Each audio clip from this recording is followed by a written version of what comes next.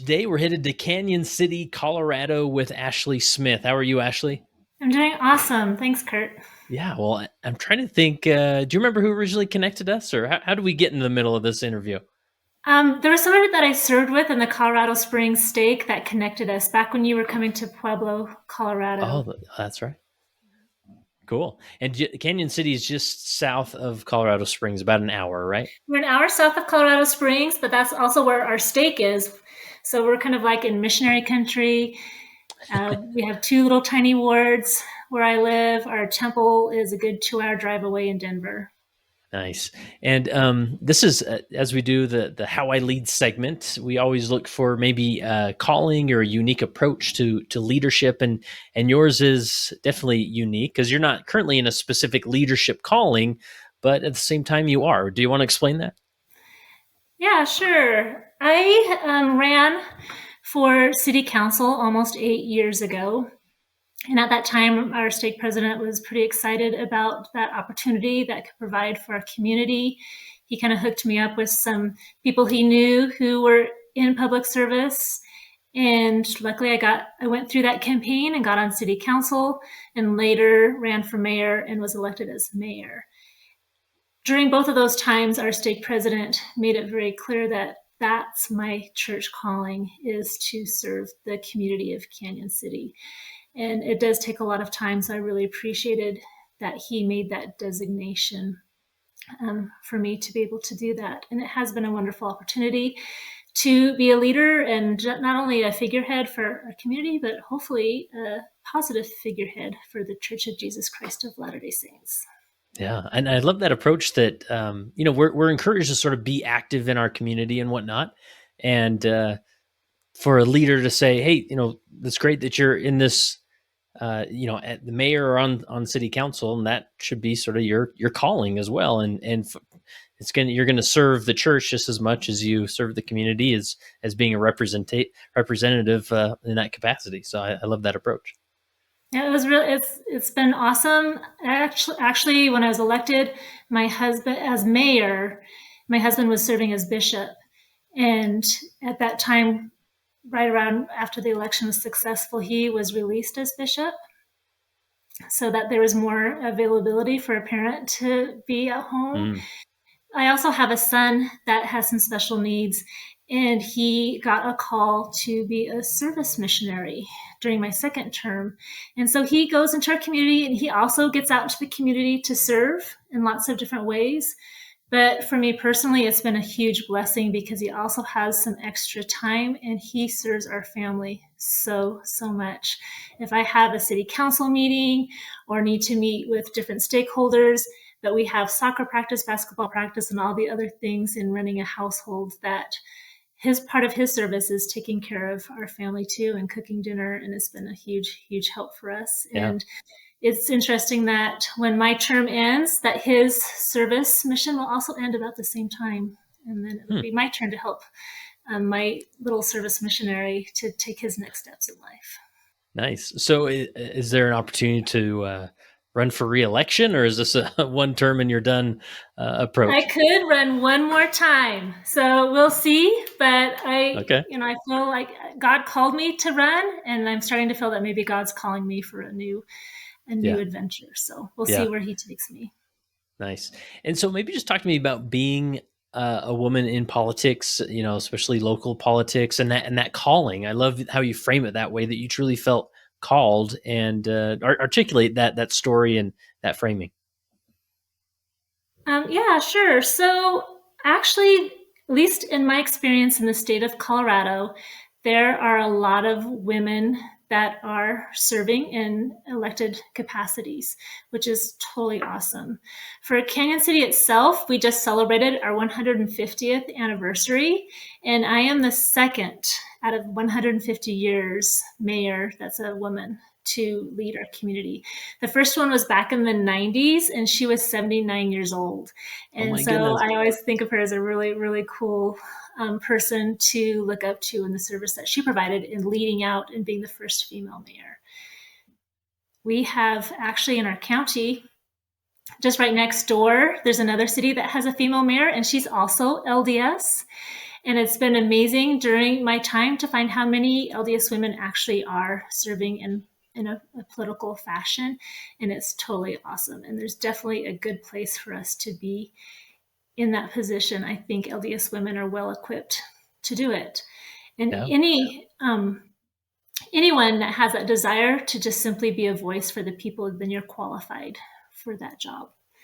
But for a woman in particular, I just remember thinking when I was first on city council, it was a little overwhelming and intimidating. But after getting in there for a little bit, I'm like, oh yeah, like if I could handle girls executing a girls' camp on a stake level, because at that time I was a stake and women's president, and I'm sorry to say that sometimes that does entail lots of strong opinions and some drama.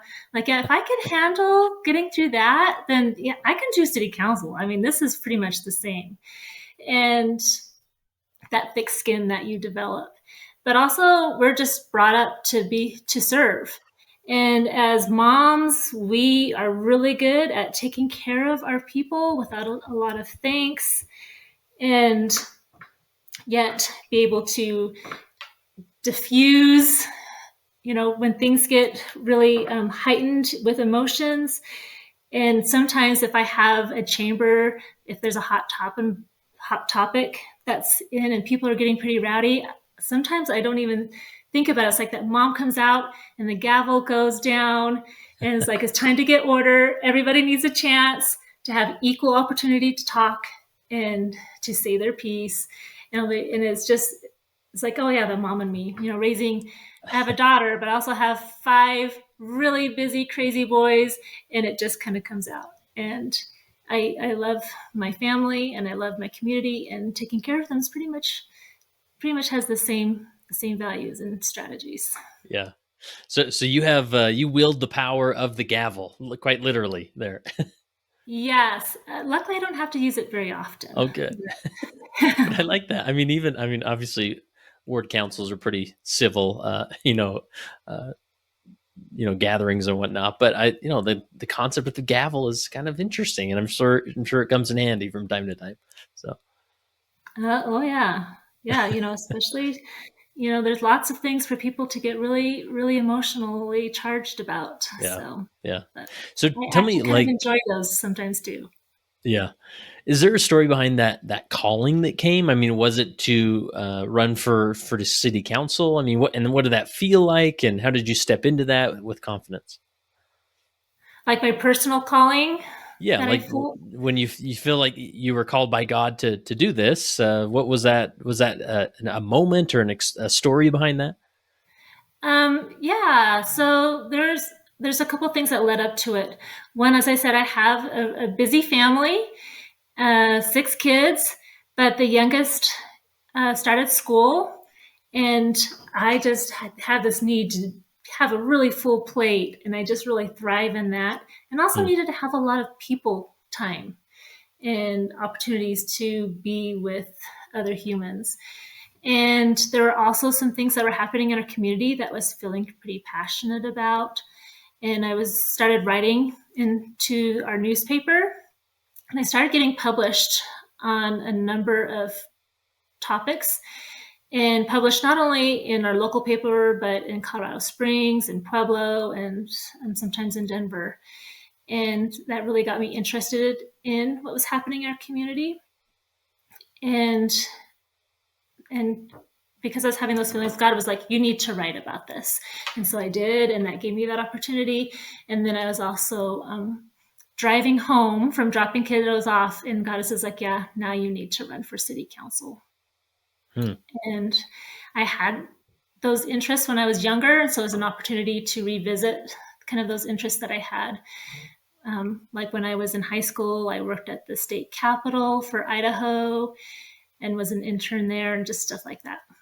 Yeah. And so that felt like a comfortable place to be. And luckily, I had a successful election. And then as time progressed, I became the mayor pro tem, which is like a vice mayor, and then ran for mayor after that. Really love the opportunity to integrate with people, meet lots of people I never would have before. I was definitely in a shell, probably, of these are my church friends, my church people, and I've been able to branch out and recognize that there are so many incredible people in this community and in our world that are doing really, really awesome things. And we have a lot of conversations about God, about faith, about looking to the divine. And it's so amazing and how many times that I'll sit down with different individuals and we end up bearing testimony to each other. And it's in a very natural, uplifting way. That's not preachy, but an opportunity for us to connect person to person and spirit to spirit. Yeah. And tell me about just when you were elected to the city council and just starting that journey. As what was it like as a woman to begin, at that time sitting on the city council? And I mean, what were there lots of other women? Was it hard to have your voice be heard, or what was that dynamic like? I started out as the only woman. I replaced one woman as another one. And it actually was great. Like my dad raised us girls to be strong women. He grew up in a home. He's a convert to the church. He grew up back in the East Appalachian Mountains, up the holler, had an abusive home where he saw his mother get beat. He himself had been hospitalized from his dad, and he ran away from home when he was 17. Came to Utah. The sister missionary that had baptized him and his mom, or taught them and had them, they were able to get baptized. She took him in as a kind of like a foster parent before foster parenting really existed. And based on that, he raised 5 girls, and he raised us to be strong women. And I'd actually had gotten a black belt in women's self-defense too. Oh, wow. For fun. And when I first got on to city council, there were a couple times, because that was when recreational marijuana was really a big conversation in Colorado several years ago. And that is a really hot topic button that gets really emotionally charged. And there were a couple of times where I thought I was going to have to whip out my black belt experiences. It's like, okay, everybody calm down. Yeah. But for the most part, very, very well. It was an awesome experience. I would say there's only a couple of times, usually it was older men, where one would be like, oh, you're not going to be any help for me. Or just, or not so much because I was a woman, but maybe because I had been a stay-at-home mom before. But I just loved taking that on as a challenge and was like, let me prove you wrong. Like, I can handle this. And we developed really good relationships after that, and just developing that rapport. So what advice would you give to maybe a woman who feels like, even an award setting or a ward council setting, that they're having a hard time having their voice be heard? Is there any advice that you'd give them? My advice, if they're having a hard time having their voice heard, would be to talk about it. I guess first talk about it one-on-one with the person who's not allowing them to have their voice heard. But be strong and do it, because your voice is incredibly important. You represent at least 50% of the population in the church, which means your voice is representing half of the church population. And I have definitely found that in the city side, when we have focus groups or boards or committees or advisory groups, that if we have a group that has all of the people who maybe have the same backgrounds, philosophies, ideas, or education, or in the same business, that they get very tunnel visioned on certain things. But if we create a group or an advisory that has every possible different viewpoint or avenue have a representation in that group, the different backgrounds, the different businesses, stakeholders, or just plain citizens. I mean, we take, those who are for it, those who are against, make sure we're all at that table together. And then we're able to see the issue from every single possible vantage point. And we've had a lot of aha moments, like, this is a gap that we really need to be aware of. And we wouldn't have had that if people weren't allowed to come at the table and to have that voice. Yeah. And you mentioned the term earlier as far as having thick skin. And maybe, you talk about your upbringing and whatnot. Maybe that just sort of naturally nurtured into you, or maybe some, um, nature as well in that. But I mean, what do you mean by thick skin? Like, do you just, and what does it look like in a moment when you're feeling like I've got to have some thick skin here in order to get through this discussion or this debate or whatever it is? Sure. So whether it's serving, as a mayor or maybe as a bishop or a Relief Society president, you probably need to have some thick skin because it doesn't matter what you decide, somebody's going to be upset about it. Like you're never going to be able to satisfy everybody. And so there's a few things that help. And one is understanding that a lot of times those issues aren't about me personally. It might be about the topic or other things that are happening. And so don't internalize it so personally if there's criticism. And secondly, to keep the bigger picture in mind. Like, this isn't about me, and this isn't about this person. This is about this bigger topic that we are really trying to tackle and take on. And and sometimes you'll just have to say, yep, just let it slide, and let it go. And sometimes there's temptations maybe to hold grudges against people because some really awful, mean things can be said that are very personal, that they target it to you personally as a public figure. And sometimes it's a temptation to hold that as a grudge, but especially in a small community or say in our congregations, I was given advice to never take it personally, to never hold it against them, to still be their friend, to still be civil, to still be able to have conversations and work together, because chances are you're going to really need that person again for one way or another. You're going to need to have a good working relationship with them. And that has been really, really good advice. Yeah. It also really helped me in my campaign as well, because I was running against someone who is really divisive. And I just tried above and beyond to be really diplomatic and keep my cool. And that's what set me apart from the other candidate. And I've tried really hard to keep that same philosophy. I often talk about this general dynamic in leadership where no matter what you do, there'll always be like roughly 15% of those that you lead that just really don't like you or don't jive with your style or disagree with you a lot. And the temptation there is to give that 50%, 7 or 85% of your attention, right? Mm-hmm. And you want to win them over, right? Because you just want everybody to be happy with how you're leading and doing these things.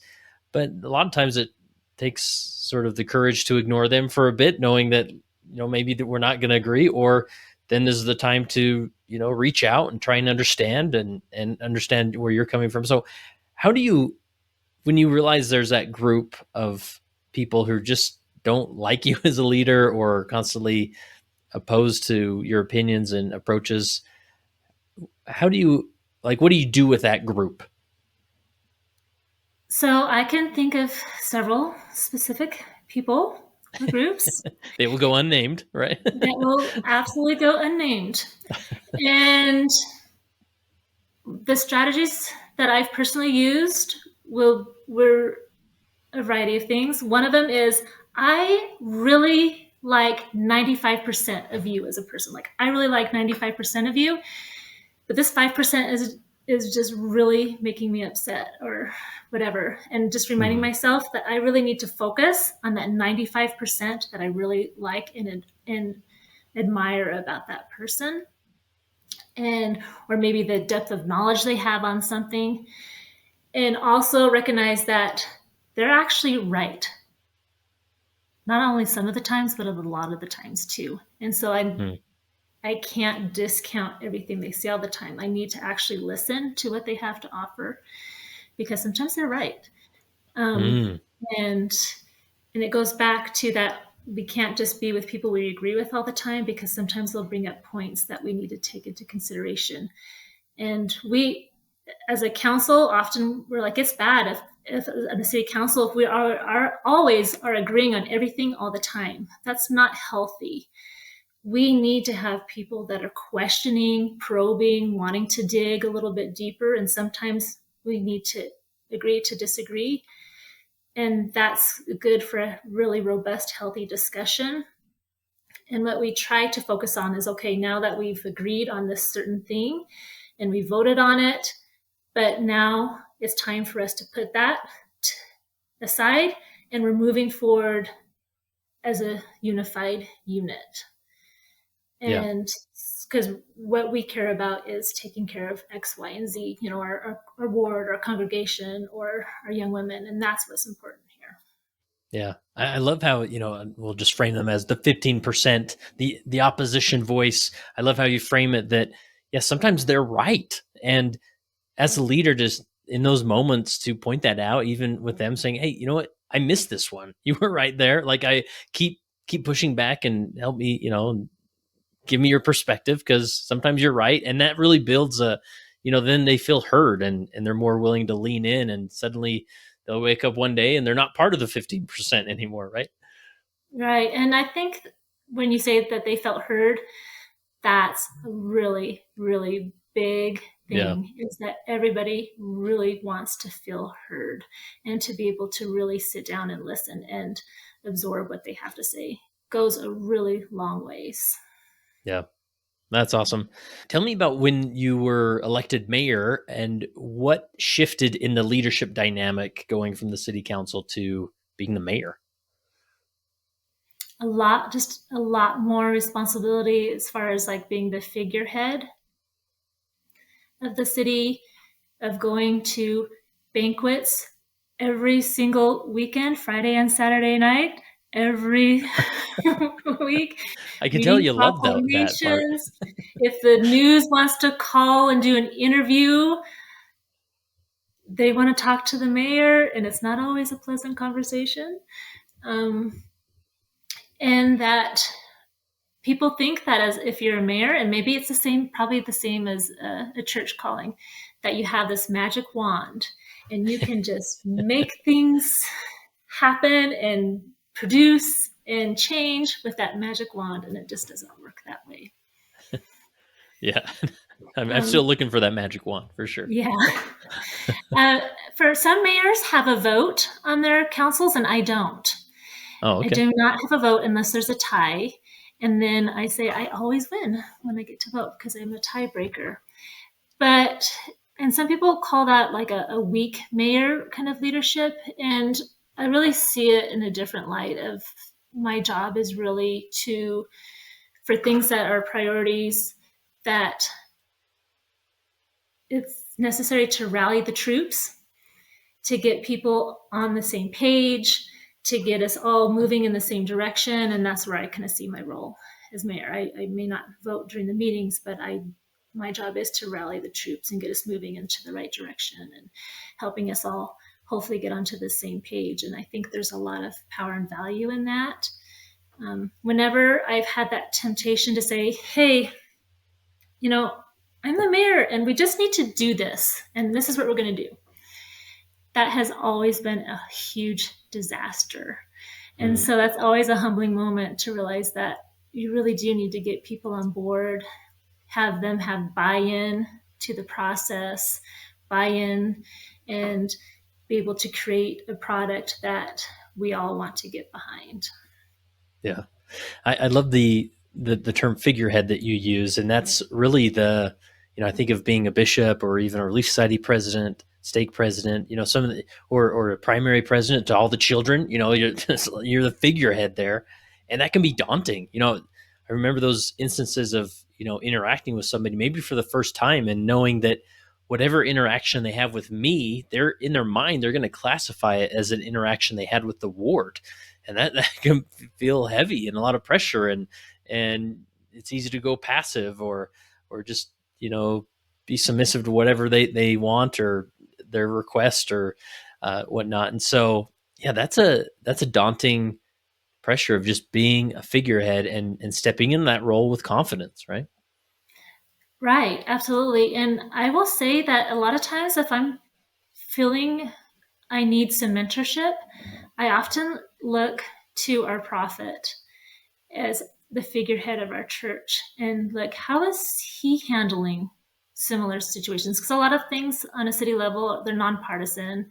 We're not crafting legislation that has to do with morals or political parties. It's just taking care of everybody equally for, lots of different, parks and potholes or COVID. During COVID, that Mm, was a really big thing. And just looking to the prophet and see how he handles himself and the advice that they offer as I study the general conference talks or other encouragement that they give to us as members. And I try, I'm not perfect, but I try to be in alignment with that because I feel like that's a pretty safe place to be. yeah. Yeah. Awesome. All right. Teach us about, you mentioned buy-in. This is probably a big concept that you have to wrestle with as the mayor or even on the city council. I mean, what would you teach other leaders about how to gain buy-in from those you're leading with?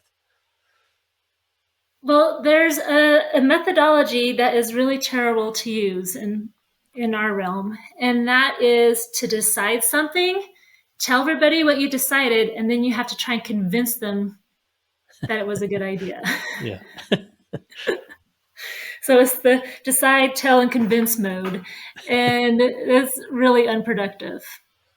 Yeah. It's a lot better to, as I've mentioned before, create focus groups or bring all the different parties in and have sit downs or committees and advisories and really get everyone involved in the decision making process itself so that they have that buy in for it. So when it is time to formally adopt whatever that decision is, that we, as many people as possible, participated in that process, and so they feel like they were a part of that.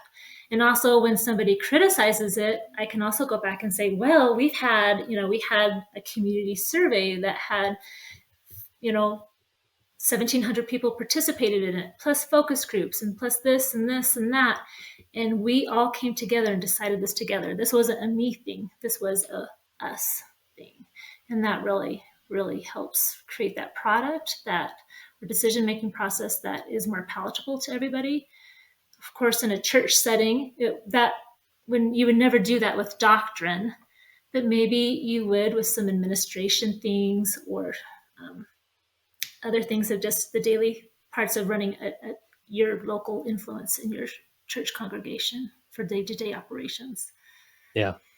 Yeah. What I'm hearing as you articulate that is, you mentioned earlier, people want to feel heard, right? And that's a Mm-hmm. big part of the buy-in. Like in this process, I feel heard. And so I can buy into the direction we're heading, even though maybe it's not 100% the way that I would do it. But there's always also this contribution feeling as well. Like if I can contribute to this, then I own it and it's mine and my voice was heard. And, I think of, on the national government level, senators or congressmen will put a bill together and they'll often use their name, right? It'll be 2 or 3 names on the bill. And it's almost like your name's on the bill now. Like you 100% are buying this, right? And they'll parade it as, oh, this is the perfect bill and this is why we should do it. And I think because they feel I contributed to this, I put this together.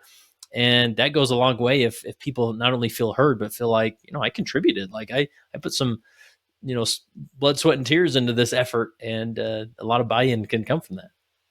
Right. Yeah, absolutely. I think there's a lot of power in it.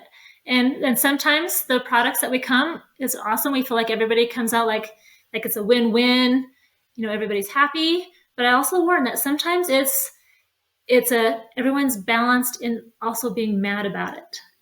and so it's not as everybody's equally unhappy but then we must have found that perfect medium to Yeah. move forward. Yeah. Yeah. And that gets tricky, in our faith tradition and the tradition of councils and what's been revealed. The Doctrine and Covenants talks about this word that my mouth was not meant to say, but I'll try it, unanimity, right? That there's this feeling of we all need to be on board, right? And that's a powerful divine principle. Man, but sometimes there's sort of that moment of like, okay, not only does everybody agree, but is everybody sort of mad about it on the same level? I don't know. Like it's an interesting dynamic because it does happen. And when you say it that way, it's like, wow, that is so true that sometimes we need to just realize, I can get behind this. It's not exactly how I would do it if it was up to me individually, but we're all sort of feeling in that boat. And so let's move forward, right? We just got to move forward and keep plugging away. Yeah. Yeah. Well, actually, what else are we missing here? Anything specific in your outline that we want to make sure we hit on before we begin to wrap up? I might like to talk a little bit about assumptions that sometimes that we make. And assumptions are when we tell ourselves that something is true without actually having any evidence that it is. As a mayor, I get a lot of those. And usually the more wild the assumption, the more it spreads like wildfire, like fact. For our community, just some examples would be there was this really big thing. I was getting phone calls all the time that Cañon City was a sanctuary city for illegal immigrants and that they were coming in by the busloads into our community. I was getting hounded all the time. And so I did some digging at where this location was that this was allegedly happening. And it turns out that there were buses coming to this location and people were getting off of the bus and running. And the rumor was that they were running and hiding into the bushes and trees and whatnot. Of course, I had some of our businesses that do manual labor like, why didn't you tell me? I would have come and hired them. But the people that were running out of the bus, there were little school children that were running out of the bus to go to the train to go on a field trip. And that's where the rumor came. So the rumor went from kids in a field trip running to ride the train to this, sanctuary city situation. Oh, wow. And so I always encourage in many different scenarios that if you hear something or you have your own assumptions about something, that we usually need to do some more digging, some more exploration. I love when people call me up and say, hey, Mayor, I heard such and such and such. Can you please tell me what's going on? And I love it when they call. And so we can have a conversation about it, and usually ends up very positively. And I feel like sometimes in our church, sometimes we do need to make a phone call and ask and do some more digging. Or as leaders, we can't make assumptions about other people as well. So a lot of times my world is opened up if I were able to go on ride along with our police officers, and we'll go to the park where all the homeless people tend to be. And they'll be like, oh, there's so-and-so, he has schizophrenia, but he won't take his medication. His parents can't handle it anymore, so they kicked him out of the house. And just story after story of this, where it was starting to humanize this group of people that had been really villainized in our community.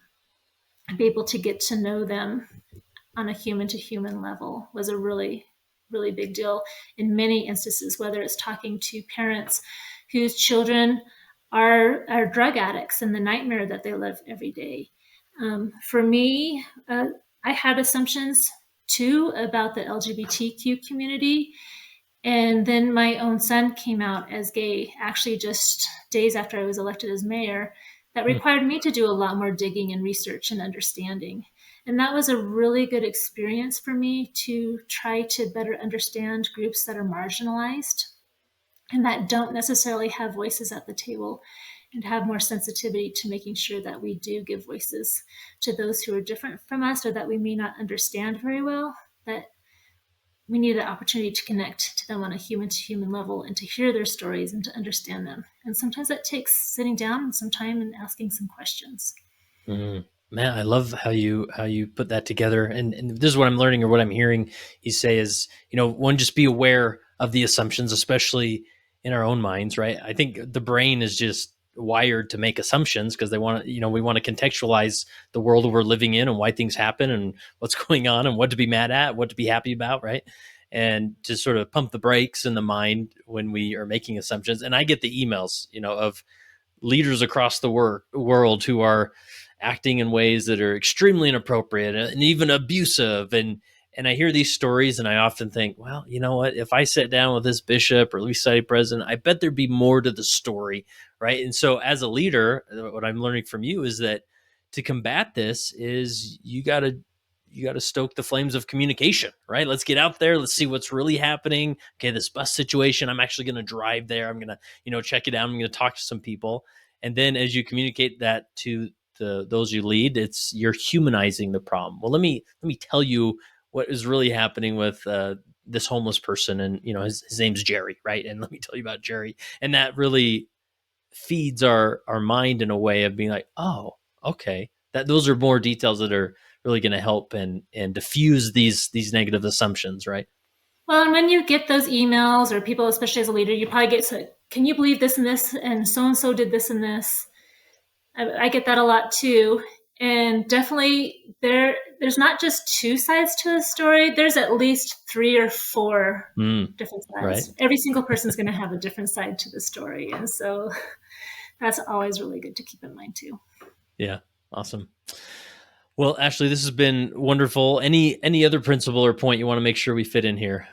You know what? I've really enjoyed our conversation today. This has been really fun for me to be able to sit down and talk with you. Thank you so much for the opportunity. It's been fun to sort of explore leadership in this different, approach of being in local politics and whatnot. And it sounds like, I just love the idea of approaching, because man, like one thing about church leadership is these callings, these leadership callings are, I just think back to my time as a bishop or in the stake presidency, and man, what a blessing that time was, like to be involved, to see the councils working together, making tough decisions. And it really formed me and developed me in a way that I probably could have never experienced elsewhere. But there's just not enough of these leadership roles to go around. But there's many people who want that development, who would love to be involved and, as we talked about, be heard and contribute. But oftentimes there's just not enough of these callings. And so to look at it as a greater community way and say, well, what about in your community? Is there a PTA? Is there a city council, right? Is there some way for you to step into a role of leadership and find, not only contribute to community, but develop as a person? I think it just broadens the perspective that I think is really helpful for individuals. Mm-hmm. So hopefully more people out there are looking at mayor. Yeah, unlimited opportunities to really get out into the community and serve. And God has asked us to take care of his people. And this is a wonderful way to take care of his people on a broader sense. And it is incredibly rewarding. And there is a lot of growth and development that comes through it. Well, Ashley, last question I have for you. As you consider your time as mayor or on the city council, how has being a leader helped you become a better follower of Jesus Christ? To rely on Jesus and God and my faith. That's the key. And to follow their examples in how they would lead and how they would treat others and how I need to conduct myself, and to love his people of all walks of life.